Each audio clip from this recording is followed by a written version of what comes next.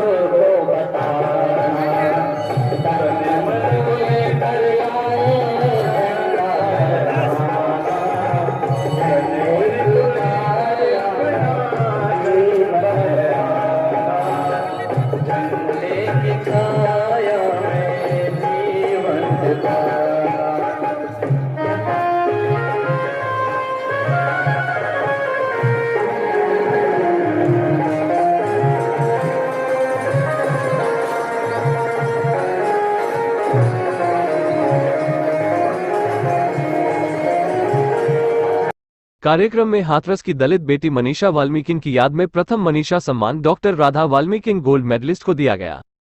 कार्यक्रम की अध्यक्षता राष्ट्रीय प्रमुख वीरेश भीम अनार्य जी ने की।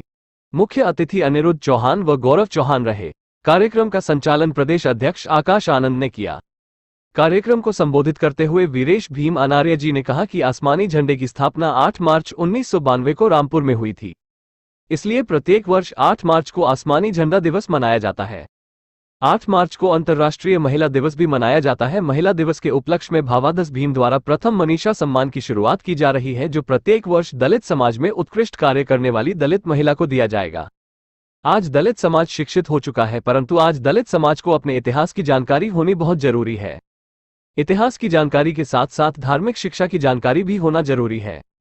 अगर घर की बेटी पढ़ गई तो वह अपनी आने वाली संतान को पढ़ा सकती है, इसलिए बेटियों का पढ़ा होना बहुत जरूरी है। दलित समाज को चाहिए कि वह अपने धर्म पर चलते हुए विभिन्न अंधविश्वासों, आडंबरों और जुआ, शराब जैसी बुराइयों को त्यागते हुए समाज को एक नई दिशा में ले जाए। ये सब तभी संभव है जब दलित समाज एक झंडे के नीचे संगठित होगा और संघर्ष करेगा। कार्यक्रम में कैलाश एकलव्य, शिवनंदन टाक, राहुल राही, सतीश पारछा, शर्मिष्ठा अनार्य, सुभाष वाल्मीकिन, एकलव्य वाल्मीकिन, चंद्रशेखर, किरेंद्र, अंकित वाल्मीकिन, अनिल कुमार, राजीव कुमार, दीपक वाल्मीकिन, करण कुमार, अनिल कुमार, अमित कुमार, चंद्रपाल, सुरेश फौजी, मनोज पवार, अमन चौधरी, गौरव, सौरभ, विनय, राजेंद्र भील आदि कार्यकर्ता मौजूद रहे। सर, आपका नाम क्या है? मुझे भीम अनार्य कहते हैं। मैं राष्ट्रीय अध्यक्ष हूँ भारतीय वाल्मीकि धर्म समाज भावाधस भीम का। जी, आपने आसमानी झंडा दिवस जो निकाला है, क्या पर्पस है इसका? जी, आदिकाल से जो आदिकाल के समय जो वाल्मीकि समाज था, जिसको उस समय शूद्र कहा जाता था, अछूत कहा जाता था, उनकी अपनी एक संस्कृति थी। उनके जो कबीले हुआ करते थे, उनके जो निवास हुआ करते थे, उनके जो आश्रम हुआ करते थे, उसमें आसमानी झंडे लगे हुआ करते थे। उस जो आसमानी झंडे का को इसलिए हमारे आदिवासी समाज के लोग या भील समाज के लोग माना करते थे कि ये जो कलर है वो समानता, एकता और भाईचारे का प्रतीक है। इस कलर से ऊपर दुनिया में कोई ताकत नहीं है। आसमान सबसे ऊपर है, उसके बाद नीचे धरती है, जिसके नीचे सब हम वास करते हैं। इसलिए हमारे महापुरुषों ने इसका कलर जो है, हमारी जो पहचान है, जो हमारी एकता का प्रतीक है आसमानी, उसको हमारे लोगों ने अपनाया था। वो संस्कृति बीच में जो है नष्ट हो गई थी। भारतीय वाल्मीकि धर्म समाज उस संस्कृति को दोबारा से डेवलप करना चाहता है। हमारा मानना यह है कि जिस समाज का अपनी कोई पहचान, अपना कोई निशान और अपना कोई ध्वज नहीं होता, उस समाज की कोई पहचान नहीं होती। इसलिए हम इस आसमानी कलर को पूरी दुनिया में डेवलप कर रहे हैं। आगे क्या प्लानिंग है आपकी? आगे हमारी प्लानिंग ये है कि देश के हर घर पर, चाहे वो दलित समाज का हो, चाहे वो बैकवर्ड का हो, हर घर पर आसमानी झंडा होना चाहिए, क्योंकि ये हमारी एकता का प्रतीक है और इससे समाज में समानता आएगी, इससे समाज में भाईचारा पैदा होगा। दूसरा, आज हम यहाँ पर मनीषा अवार्ड शुरू करने जा रहे हैं, क्योंकि ये कार्यक्रम जो है हमारा 8 मार्च को होता है और 8 मार्च को महिला दिवस भी मनाया जाता है, लेकिन चूँकि 8 मार्च को होली थी इसलिए इसको 12 मार्च को किया गया है। 8 मार्च 1992 को रामपुर में ही इसको दोबारा से यहाँ पर हमारे मनुष्यों ने डेवलप किया था। आज ये जो आसमानी कलर है ये पूरे देश में जो है नहीं बल्कि पूरे विश्व में अपनाया जाने लगा है। जनता के लिए कुछ निर्देश देना चाहते हैं? जनता के लिए मेरा खासकर दलित समाज के लोगों के लिए यही निर्देश है कि सबसे पहले अगर हमें दूसरे समाज के लोगों की बराबरी में जाकर खड़ा होना है तो अपने आप को शिक्षित करना होगा, अपने आप को एकत्र करना होगा और ख़ासकर जो दलित समाज है उसको आपस में भाईचारा पैदा करना होगा, रोटी बेटी का संबंध करना होगा, जब भी हमारी आपस में एकता कायम हो सकती है। डॉक्टर राधा वाल्मीकि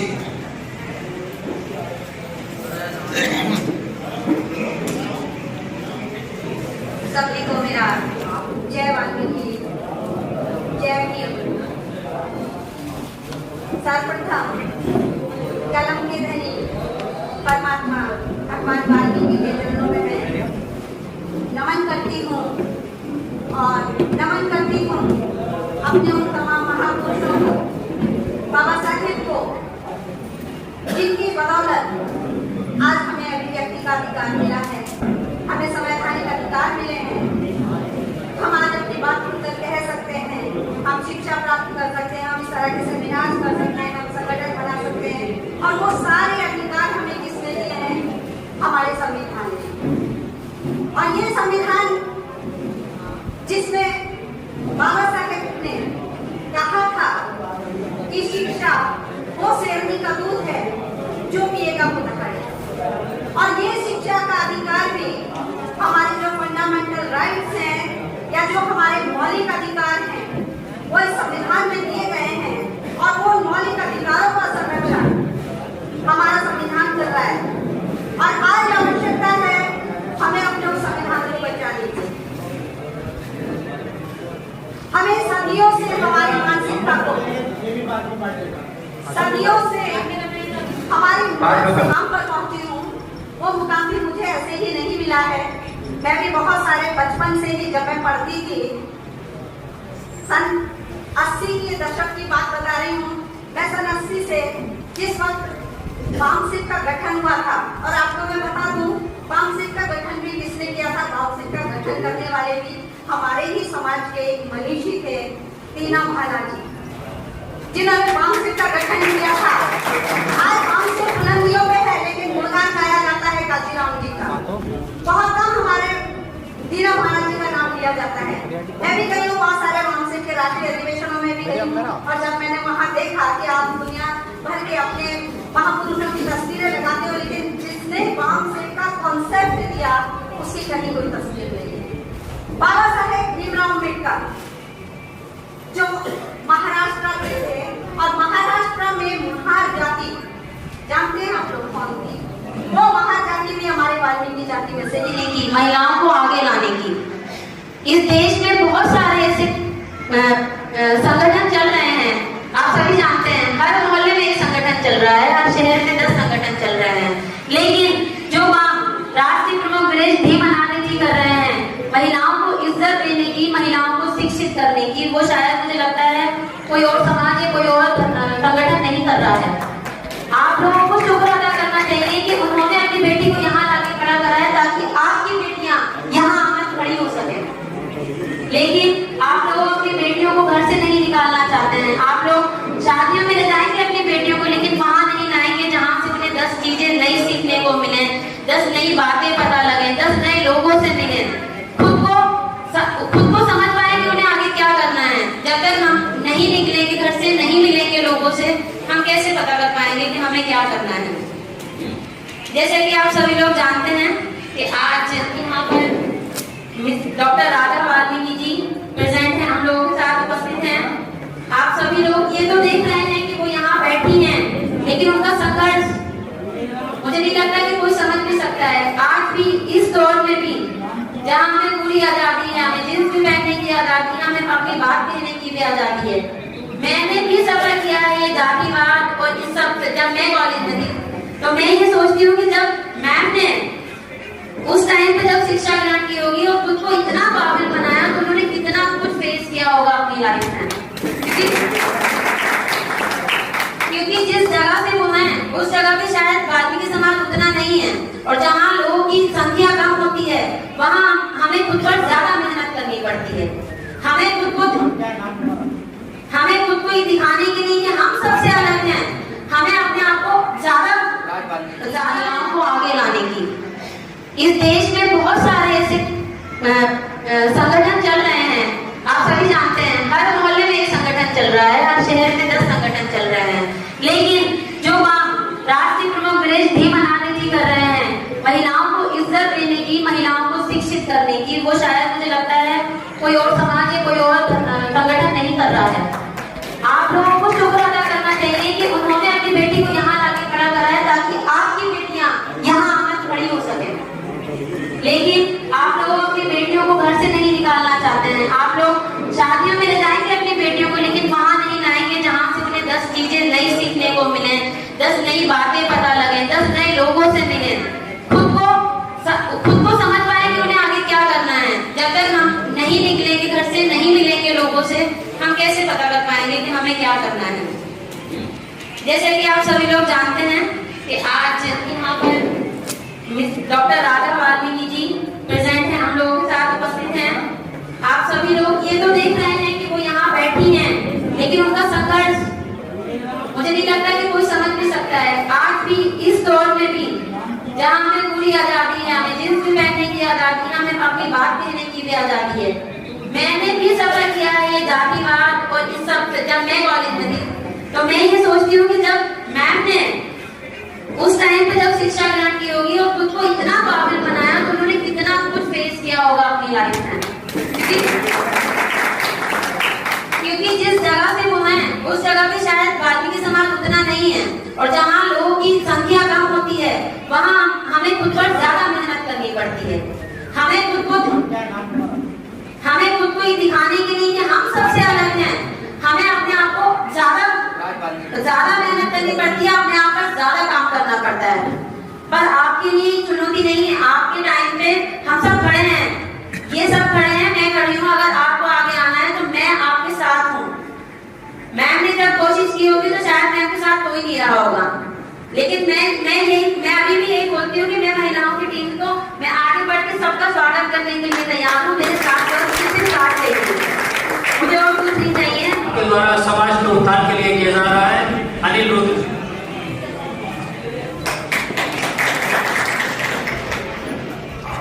भारतीय वाल्मीकि धर्म समाज के इस कार्यक्रम में मैं अनिल चौहान, जैसा कि भाई साहब ने बताया कि रामजी सेंटर की तरफ से आया हूँ।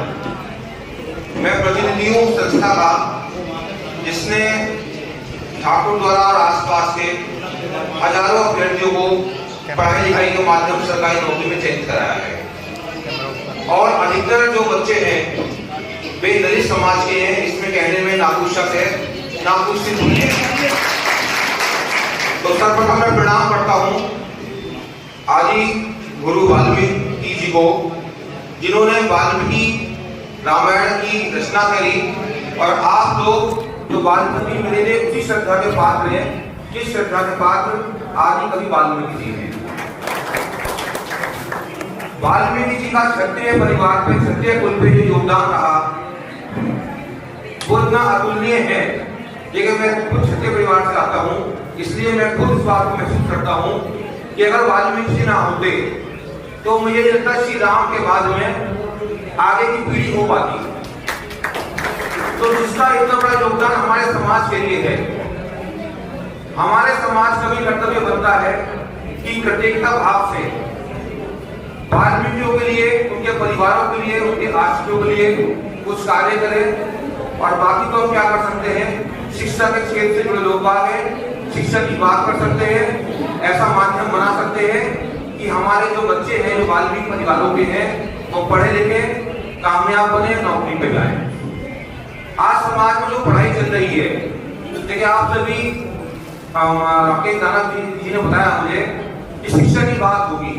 मेरे से पूर्व जो वक्ता है उन्होंने शिक्षा की बात करी। मैं यही कहना चाहूंगा, शिक्षा दो तरह की हो रही है समाज में। एक है औपचारिक शिक्षा। औपचारिक शिक्षा क्या है, हमने हाई स्कूल करा, इंटर करा, बीए करा, एमए करा, एमएससी करी, उसके बाद क्या, उसके बाद घर बैठे हैं आराम से। आपको बताना पड़ रहा है कि मैं डबल एमए हूं, बताना पड़ रहा है मुझसे मैं डबल एमएससी पास हूं। मैं चाहता हूं कि आप ऐसी शिक्षा हासिल करें कि आपको बताना ना पड़े कि आपने क्या शिक्षा हासिल करी। आप ऐसी शिक्षा हासिल करें, जब आप कंपटीशन पास करें तो आपके बारे में कहा जाए ये साहब वाल्मीकि समाज का बच्चा है, या एसडीएम है, ये कहा जाए वाल्मीकि समाज का बच्चा सचिवालय में बैठा है। तो पढ़ाई औपचारिक ना हो, पढ़ाई वो पढ़ाई हो जो आपको जीवन में कामयाब बनाए। तो मैं यही कोशिश करता हूँ, मेरे पिताजी ने वही कोशिश करी, मैं जिस संस्था जुड़ा हूँ वो भी यही कोशिश करती है कि पढ़ाई औपचारिक ना होके अनौपचारिक हो, ऐसी हो जो जीवन में कामयाब बनाए। उसके लिए जो रास्ता है वो रास्ता यही है कि हम समझें कि किस तरह हमें प्रतियोगी परीक्षा पास करनी है, हम समझें कि जीवन में किस तरह कामयाब बनना है। उसकी जो पढ़ाई है वो पढ़ाई मैं भी कराता हूँ, हमारे यहाँ भी होती है, सब जगह होती है। लेकिन आपके अंदर विवेक जागृत होना चाहिए कि हमें औपचारिक पढ़ाई तो करनी है जो कि हमें कंपटीशन पास करने के लिए योग्य बनाएगी, लेकिन हमें वो पढ़ाई भी करनी है जो कि वास्तव में हमें कामयाब बना सके। आपके साथ इतनी अच्छी बात है कि आप जिस समाज के लोग हैं, उस समाज के आपके आदर्श वाल्मीकि जी, आपके आदर्श महात्मा बुद्ध, आपके आदर्श बी.आर. अम्बेडकर, इतने आदर्शों के बावजूद भी अगर आप नहीं पढ़ पा रहे हैं तो ये कहीं ना कहीं आपकी असफलता है। ऐसे लोग भी जीवन में बहुत काम है, किसी पास तो आदर्श भी नहीं है, तो आपके पास तो आदर्शों की लंबी लड़ी है, उसको प्रेरणा ले। महात्मा बुद्ध ने बताया जीवन में अहिंसा का पालन करें। हम देखते हैं अपने वाल्मीकि समाज को, मैं तो आज सुनता रहता हूँ कि आप यहाँ झगड़ा हो गया, वहां झगड़ा हो गया, अरे भाई झगड़े का तो आपको प्रवृत्ति नहीं है, आपको तो शिक्षा ही नहीं दी गई वो झगड़े की। तो आपके जो गुरु हैं, धर्म गुरु हैं, महात्मा बुद्ध हैं, वाल्मीकि जी हैं, बी.आर. अम्बेडकर हैं, उनकी शिक्षा को वास्तव में जीवन में लागू करें और जीवन में कामयाब हो, ताकि आपका, आपके समाज का, आपके क्षेत्र का, सभी का नाम उज्जवल हो। जय भारत, जय हिंद। और इस पंजाब के कस्बे की रहने वाली हमारी स्वाति पवार वाल्मीकि समाज से आती है। उन्होंने एमबीबीएस की डिग्री धारण की और अपने कस्बे में आज डॉक्टर के रूप में समाज सेवा कर रही है। आज हमें जागरूक होना पड़ेगा, पैसे की जरूरत नहीं है, हमारे मन में अगर शिक्षा ग्रहण करने की है। बहुत पहले चलता था जब लोग चाहते थे कि दलित समाज के लोग केवल सफाई कर्मचारी बने, लेकिन आज ऐसा नहीं है। आज हम सबका सपना है कि आप वकील बने, डॉक्टर बने, इंजीनियर बने और समाज की भागीदारी में अपना हिस्सा शामिल करें। विकास की भागीदारी जल्दी हो सकती है जब आप शिक्षा ग्रहण करेंगे। जब आप शिक्षित होंगे तो आप विकास की चाबी आपके हाथ में होगी, और जब विकास की चाबी आपके हाथ में होगी, कोई भी दलित समाज पर कोई भी किसी भी प्रकार का अत्याचार नहीं होगा। इसी के साथ मैं अपनी वाणी को विराम देता हूँ। जय हिंद। संगठन एक ऐसा प्लेटफॉर्म है कि हम उस प्लेटफॉर्म के माध्यम से समाज में जो कुरीतियां हैं उनको दूर कर सकते हैं, समाज को एकजुट कर सकते हैं। जो बच्चे पढ़ाई छोड़ रहे हैं उनको संगठन के माध्यम से पढ़ाई के लिए प्रोत्साहित कर सकते हैं, धर्म का प्रचार कर सकते हैं। तो ये सब काम एक संगठन के माध्यम से हो सकते हैं। और ये मुझे गर्व है कि मैं इस संगठन का एक छोटा सा सदस्य हूँ। इस संगठन को आप जितना इसकी शाखाएं फैलाएंगे उतना मजबूत बनेगा और उतना हम लोग मजबूत होंगे। संगठन देखिए हमारे समाज में गली गली में संगठन है, राष्ट्रीय अध्यक्ष कितने घूम रहे हैं, उसमें ना जाइए। ये बहुत बड़ा संगठन है, बहुत पुराना संगठन है। मैं इस संगठन से 1992 से जुड़ा हुआ हूँ। एक समाचार पत्र चलता था रामपुर से। क्या अगर शिक्षा का बबूल, शिक्षा की मिसाल, शिक्षा का चिराग अगर इस संगठन ने चलाया है तो उत्तर प्रदेश में नहीं, पूरे भारत के अंदर वो भारतीय वाल्मीकि धर्म समाज भावादस्ती है। क्योंकि इससे पहले की वाल्मीकि समाज की आर्थिक स्थिति, शिक्षा की नीति, रहन सहन सब आपने देखे थे, किस प्रकार रहते थे, कौन सी सोसाइटी ज्वाइन करते थे, कितनी शिक्षाएं लेते थे। लेकिन जब भावादस के कार्यकर्ताओं ने वाल्मीकि समाज के गांव जाकर, घर घर जाकर शिक्षा का मूल बताया, भगवान वाल्मीकि ने बताया रास्ते पर चलने के निर्देश दिए, उस दिन से आज तक ठाकरगोरा तहसील के अंदर कम से कम 40% लोग मास्टर और डॉक्टर होंगे इस भावादस। कौन कहता है कि चलते रहने से मंजिल मिल जाती है? कौन कहता है कि चलते रहने से मंजिल मिल जाती है? गलत दिशा में रखा गया एक भी कदम मंजिल से कोसों दूर ले जाता है। साथियों, आज वक्त है भावादस की तरफ को चलने का, लेकिन लोग दिशाएं बदल रहे हैं, लोग दूसरी दिशाओं में जा रहे हैं। मैं उनको आगाह करना चाहता हूं कि अगर आपने इसी प्रकार अपने स्वार्थ के लिए वाल्मीकि समाज को गुमराह करने का काम किया, तो जो भावादस ने मिसाल जलाई थी उसको आप कमजोर करने का काम करेंगे, वाल्मीकि समाज को कमजोर करने का काम करेंगे। सबसे बड़ी तालीम चाबी शिक्षा है। शिक्षा वो चाबी है, किसी भी ताले को खोल सकती है। और अगर आपने सुना होगा, अभी मोहन भागवत जी ने अपने मन से कहा था कि अगर भगवान वाल्मीकि ना होते तो आज राम को जानने वाला दुनिया में कोई पैदा ना होता। इसलिए जानो भगवान वाल्मीकि को, पहचानो उनकी ताकत को, कि जो उनकी शरण में रहकर सीता माता जी सुरक्षित रह सकती हैं, जो उनकी शरण में रहकर छोटे बच्चे तो बल पुरुषों में इतने बड़े विद्वान ज्ञानी बन सकते हैं, इतने बड़े धनुषधारी बन सकते हैं, जो उनकी शरण में जाकर अपना विश्व का हिसाब करवा सकते हैं। तो सोचिए, आप उनके अंश हैं, अगर आप उनकी शरण में जाएंगे तो आपका कौन सा भला नहीं हो सकता, आपका कौन सा नहीं। सीता बनी एक ऐसी तीरथ है जिसका मैं खुद गवाह हूं मौजूदा। वहां पर एक रामपुर से व्यक्ति आते थे, उनके कोई संतान नहीं थी। जब वो पहली बार सीता बनी आए और ऊपर जाकर उन्होंने माथा टेका और कहा, परमात्मा अगर मेरे वहां संतान की प्राप्ति होती है तो मैं हर वर्ष आपके वहां माथा टेकना होगा। आज उनके वहां दो संतान है, ये भगवान वाल्मीकि की है। जानो भगवान वाल्मीकि को, जानो उनकी क्या ताकत है, आप किसके वंश हैं ये आपको देखना होगा। अंबेडकर जी पर अत्याचार होते थे तो अंबेडकर जी ने कहा कि आंधियां गम की चलेगी तो भी समझ जाऊंगा, आंधियां गम की चलेगी तो भी समझ जाऊंगा, मैं तो नदियां हूं समुद्र में उतर जाऊंगा, और मुझको सूली में चढ़ाने से क्या होगा, मेरे हाथ से कलम छीन लो, मैं खुद ही मर जाऊंगा। कलम की वो ताकत है, कलम वो ताकत है, अगर जो लिख दे उसमें काटने वाला पैदा नहीं हुआ। कलम वो दौलत है, शिक्षा वो दौलत है जिसे कोई प्राप्त कर ले तो कोई छीनने वाला पैदा नहीं। इसलिए भावादस का एक ही मिशन है, वाल्मीकि समाज, वाल्मीकि के वीरों, वाल्मीकि के बुजुर्गों में लिखी पैदा होगी। लेकिन अगर बेटी पढ़ी लिखी है तो ये 100% गारंटी है कि उसकी संतान पढ़ी लिखी पैदा होगी। इसलिए अपनी बेटी को पढ़ाने का काम करो। आपने देखा अभी बड़े भाई ने हाईकोर्ट का यहाँ पर रखा विचार, सबकी आत्माएं दुखी हैं, सबके दिल झंझोड़ के रख दिए हैं, लेकिन बधाई दूंगा भावादस संगठन को, बधाई दूंगा भीमानंद जी को, तो उनकी टीम ने यहाँ से नहीं, महाराष्ट्र, दिल्ली, चंदौसी, बरेली, दुनिया में से आके जो हमारे ताकत देने का काम किया, जो ढाकापुरी को मजबूत करने का काम किया, उसके लिए भावादस के सभी पदाधिकारी बधाई के पात्र हैं।